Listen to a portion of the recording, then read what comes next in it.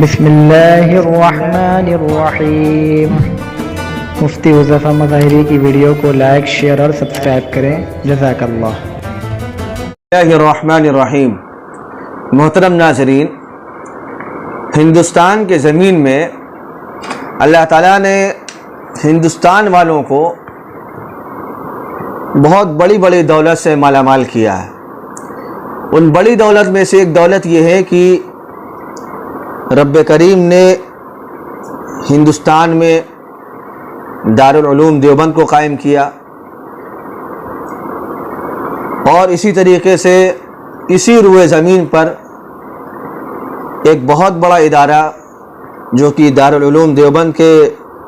6 ماہ کے بعد قائم ہوا، جس کو دنیا مظاہر علوم سہارنپور کے نام سے یاد کرتی ہے، اس ادارے کا بھی قیام رب کریم نے یہ شرف بخشا کہ ہندوستان میں اس کا وجود عمل میں آیا۔ مظاہر علوم سہارنپور جو کہ ہندوستان نہیں بلکہ دنیا کا ایک ممتاز اور معتبر ادارہ پوری دنیا میں تصور کیا جاتا ہے اور سمجھا جاتا ہے، اس ادارے سے شروع دن سے لے کر اب تک ہزاروں لاکھوں علماء پیدا ہوئے ہیں، اور اللہ کی ذات سے قوی امید ہے کہ یہ سلسلہ قیامت تک اسی طرح چلتا رہے گا۔ اس ادارے نے بہت سارے ایسے لوگ بنائے ہیں جن کو دنیا عام طور پر جن کی ذات سے ناواقف ہے۔ بہت سارے اللہ والے ایسے گزرے ہیں اس ادارے کے جن کی ذات سے اور جن کا نام تک لوگ نہیں جانتے ہیں۔ اس ادارے کے ایک بہت ہی باوقار اور یوں کہنا چاہیے متحرک عالم دین حضرت مولانا مفتی ناصر الدین صاحب مظاہری دامت برکاتہم، رب کریم ان کے عمر میں خوب برکت عطا فرمائے، انہوں نے ایک بہت بڑا ایک تجدیدی کام کیا کہ مظاہر علوم سہارنپور کے ابتدائی وقت سے لے کر اب تک جتنے بھی اللہ والے گزرے ہیں، انہوں نے ان بزرگوں کے حالات کو، ان بزرگوں کی زندگی کے کچھ ایسے واقعات کو جو کہ یاد رکھنے والی جو چیز ہے اور جس سے سبق ملتا ہے، جس سے ایک تعلیم ملتی ہے، انہوں نے ان بزرگوں کی سیرت کو قلم بند کرنا شروع کیا۔ چنانچہ اب تک ان کے بابرکت قلم سے 54 قسطیں منظر عام پر آ چکی ہیں۔ 54 قسطوں میں 132 غالباً 135 یا 132 علماء بزرگان دین کے حالات منظر عام پر آ چکے ہیں، اور روزانہ تقریباً ہزاروں لاکھوں لوگ سوشل میڈیا کے ذریعے سے، واٹس ایپ کے ذریعے سے، فیس بک کے ذریعے سے ان کی اس تحریر کو پسند کرتے ہیں، اور جہاں تک میری معلومات ہے لوگ اس تحریر کو بہت پسند بھی کر رہے ہیں۔ تو میں چونکہ اس ادارے کا ایک ادنا سا ایک طالب علم رہا ہوں، تو میری بھی ذمہ داری تھی کہ اس ادارے کی جو بہت ہی باوقار ہستیاں، یقیناً سبھی باوقار ہستیاں ہیں، لیکن کچھ ہستیاں ایسی ہیں جن کو دنیا یاد رکھے گی ان کے عملی کارناموں کی وجہ سے اور ان کی تصنیفی کارناموں کی وجہ سے، ان کی بزرگی، ان کے تقویٰ کی وجہ سے۔ تو جب وہ سوشل میڈیا پر جب ان کی تحریریں آئیں، تو کل ہی میری بات ہوئی مفتی صاحب سے، تو میں نے ان سے درخواست کی کہ جو ہے آپ کی وہ تحریریں جو منظر عام پر اب تک آ رہی ہیں، بہت سارے لوگ ایسے ہیں جن کے پاس وقت نہیں ہوتا ہے یا اپنی مصروفیات، اپنی مشغولیات کی وجہ سے اس تحریر سے فائدہ نہیں اٹھا پاتے ہیں۔ بہتر ہوتا، مناسب معلوم ہوتا ہے کہ اگر اس تحریر کو ویڈیو کی شکل میں پیش کر دیا جائے تو اس کا افادہ اور عام ہو جائے گا۔ چنانچہ اللہ تعالیٰ جزائے خیر دے حضرت مولانا مفتی ناصر الدین صاحب مظاہری عزیزہ مجدہ کو، انہوں نے اس چھوٹی سی میری ایک تڑپ اور ایک کہنا چاہیے محبت پر انہوں نے مجھے بالکل کھلے عام اجازت دی کہ ہاں آپ اس کام کو کریے، تاکہ جتنے بھی ہمارے بزرگان دین اب تک روئے زمین پر نہیں، یعنی جتنے بھی ہمارے بزرگان دین جو مظاہر علوم سہارنپور سے وابستگی رکھتے ہیں، ان کی خدمات جلیلیہ کو دنیا کے سامنے پیش کیا جائے۔ چنانچہ اس سلسلے میں مظاہر علوم سہارنپور کے ایک بہت ہی ایک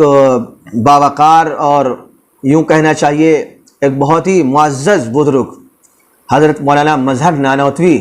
رحمۃ اللہ علیہ کا نام نامی آتا ہے۔ ان کے بارے میں تھوڑی سی آپ کو میں معلومات دیتا ہوں کہ حضرت مولانا مفتی ناصر الدین صاحب مظاہری ان کے بارے میں لکھتے ہیں کہ حضرت مولانا مظہر نانوتوی تھے کس قسم کے آدمی، اتنے بڑے آدمی تھے، اور ان کی آپ عادت دیکھیے کہ ان سب بزرگی اور اتنا بڑا علم ہونے کے باوجود وہ اتنے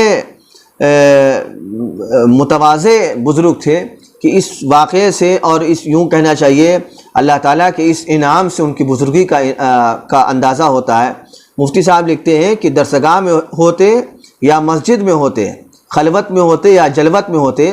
ایک عادت جوانی کی دونوں سے ہو گئی تھی کہ بار بار اپنے اوپری ہونٹ کو چاٹتے، زبان سے پھیرتے تھے۔ محسوس ہوتا تھا کہ اس عمل سے انہیں کوئی لذت ملتی ہے۔ بڑے اتنے کہ پوچھنے کی ہمت نہیں، عظیم ایسے کہ اکثر معاصرین بھی ان کے علمی لوہے کو ماننے پر مجبور ہوتے۔ صاحب علم ایسے کہ حجت الاسلام بانی دارالعلوم دیوبند حضرت مولانا محمد قاسم نانوتوی، حضرت مولانا محمد یعقوب نانوتوی اور محدث سہارنپور حضرت مولانا خلیل احمد صاحب سہارنپوری، یہ وہ اکابر ہیں جن کو حضرت مولانا مظہر نانوتوی سے شاگردی کا شرف حاصل رہا ہے۔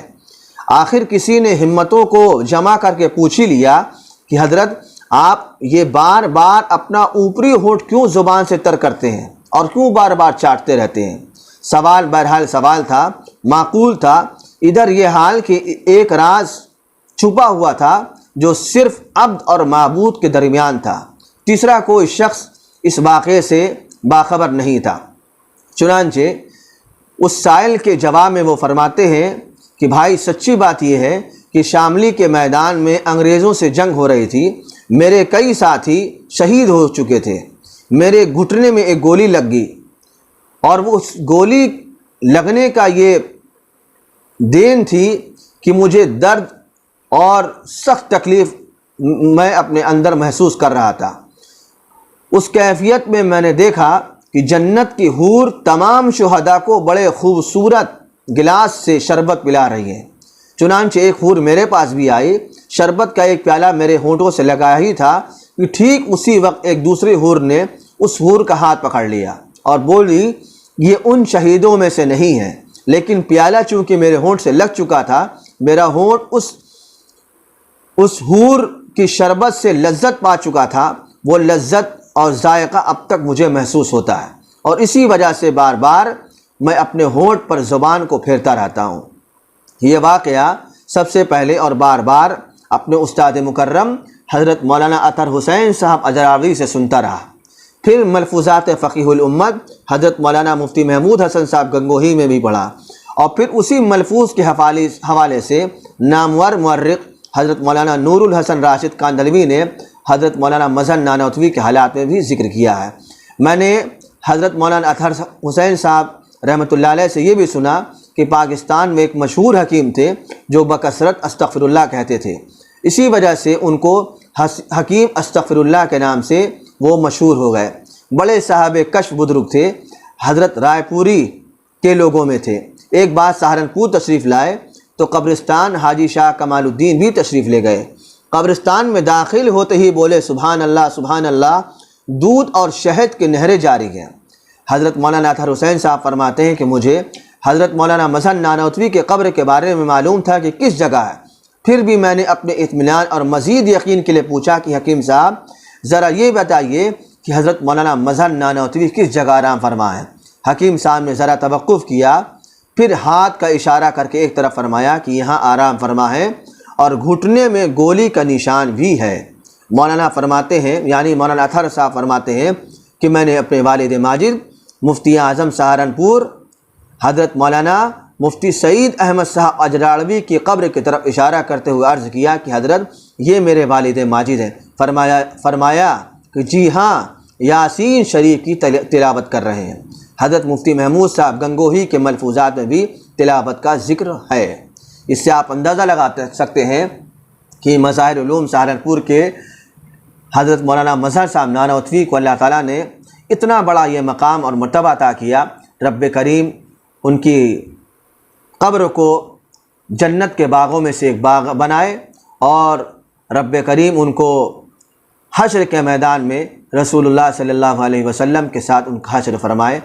اللہ تعالی ہم سب کو حضرت مولانا مظہر صاحب نانوتوی کے راہ پر چلنے کی توفیق عطا فرمائے، آمین یا رب العالمین، وآخر دعوانا ان الحمد للہ رب العالمین۔